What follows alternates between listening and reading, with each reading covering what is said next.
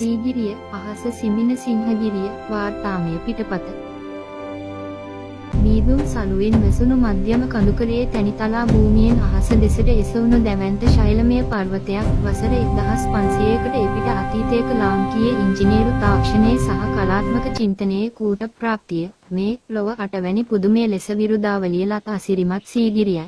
ක්‍රිස්තු වර්ෂ 5 වන සියවස අනුරාධපුර රාජධානියේ ඇති වූ දේශපාලන කැළඹීම් මැද්දේ පළමු වන කාශ්‍යප රජු තම රාජධානිය සඳහා තෝරා ගන්නීමේ අඩි 600ක් උස ඇති අද්භූත පර්වතයයි. ඒ රජු මැරීමේ පාපයෙන් බේරීමටත් මුගලන් කුමරුගේ ආක්‍රමණයෙන් ආරක්ෂා වීමටත් ඔහු මෙහි ඉදිකලේ ආරක්ෂිත බලකොටුවක් පමණක්ම නොවේ. එය දෙව්ලොව අලකමන්දාව පරදන සැබෑ මාලිගාවක්. සීගිරිය යනු හුදෙක් ගල් පර්වතයක් නොවේ. එය ලොව පැරණිතම සැලසුම් සහගත නගර නිර්මාණයකි. වැසි ජලය රැස් කර ඉතා සියුම් නල පද්ධති හරහා පර්වතය මුදුනට ජලය ගෙන ගිය ඒ අපූර්ව තාක්ෂණය අදටත් නූතන ඉංජිනේරුවන් පවා මවිතයට පත් කරයි. පර්වත පාමුල පිහිටිදිය උද්‍යානය අදටත් ක්‍රියාත්මක වන්නේ එදා වසර 1500කට පෙර අනුගමනය කළ භෞතික විද්‍යාත්මක න්‍යායන්ට අනුවම. අද අපේ ගමන මේ මහා පර්වතයේ සැඟවුණු රහස් සොයා යන්නටයි. සීගිරි ලලනාවන්ගේ මදහස පිටුපස ඇති කතාව සහ කැඩපත් පෞරේ ලියවුණු අතීත සාක්ෂි සොයා අපි දැන් පර්වතය මුදුනට පියමනිමු. පර්වතයේ බටහිර බැමි පිහිටි ස්වභාවික ලෙන් කුටියකට අප පිවිසෙන්නේ ලොව සුපතල කලාගාරයකට ඇතුළු වන්නාක් මෙනි. රන්වන් පැහැති ලලනාවන් මේ වසර දහස් ගණනක් ගියද තවමත් නොමැකී පවතින අසිරිමත් සීගිරි සිතුවම්ය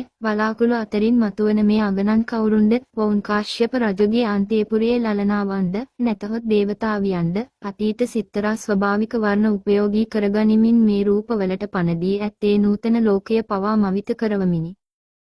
සිතුවම් නැරඹූ අතීත සංචාරකයා ඉන් අනතුරුව පියමනින්නේ කැඩපත් පවුර අසලටයි. මැටි හුණු සහ මී පැණි මිශ්‍ර කර සාදා බිත්තර සුදු මදේ යොදා උපදැමූ මේ පවුර එදා Tamanගේ මුහුණ පෙනෙන තරම් දීප්තිමත් වූ බව පැවසේ. නමුත් එහි සැබෑ වටිනාකම රැඳී ඇත්තේ එම පවුර මත ලියැවුණු දහස් සංඛ්‍යාත කුරුටු ගීත තුලයි.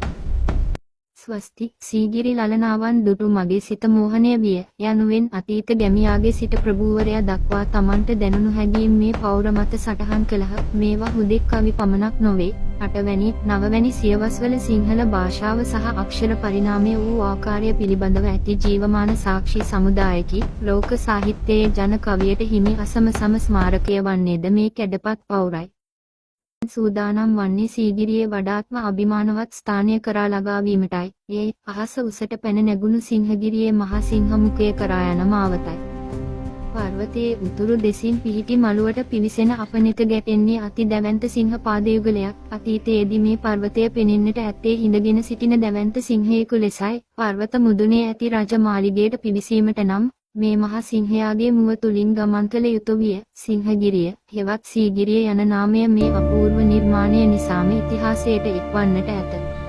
වෙහෙසකර ගමනකින් පසු අප ළඟා වන්නේ අක්කර 3කට වඩා විහිදුණු පර්වත මුදුනටයි. මෙහි තිබූ මාලිගා සංකීර්ණය කාශ්‍යප රජුගේ මහිමය කියාපායි. මුදුනේ ඇති විශාල පොකුණ දෙස බලන්න කිසිදු යන්ත්‍ර සූත්‍රයක් නොතිබූ යුගයක අඩි 600ක් ඉහළට ජලය රැගෙන ගිය ඒ විස්මිත තාක්ෂණය අදටත් ලෝකයට රහසක්. රජු මෙහි සිට මුළු නගරයම දෙස බලා සිටින්නට ඇත්තේ මනුෂ්‍ය ලෝකයේ ජීවත් වූ දෙවියෙකු ලෙසින් විය හැකියි. කෙසේ වෙතත් මේ ශිෂ්ටාචාරයේ මහිමය පැවතිය වසර 18ක් වැනි කෙටි කාලයක් පමණි. කාශ්‍යප රජුගේ අභාවයෙන් පසු සීගිරිය බෞද්ධ භික්ෂූන් වහන්සේලා වැඩ සිටි ආරාමයක් බවට පත් විය. ඉන්පසු ශත වර්ෂ ගණනාවක් මහ වනයේට බිලි වී සැඟව තිබූ සීගිරිය 19 වන සියවසේදී බ්‍රිතාන්‍ය ජාතිකයන් විසින් නැවත සොයා ගන්නා ලදී. සීගිරිය යනු හුදෙක් ගඩොල් සහ ගල් වලින් කළ නිර්මාණයක් නොවේ. එය ලාංකීය අනන්‍යතාවය, ඉවසීම සහ ශිල්පීය ඥානය ලොවට හඳගා කියන ස්මාරකයකි. අතීතයේ සිට අපට උරුම වූ මේ මහා දායාදය මතු පරපුර උදෙසා සුරකීම අප සැමගේ වගකීමකි. අහස සිමින මේ සිංහගිරිය සදාකාලිකවම ලක් පොළොවට අභිමානයක් වනු නිසැකය.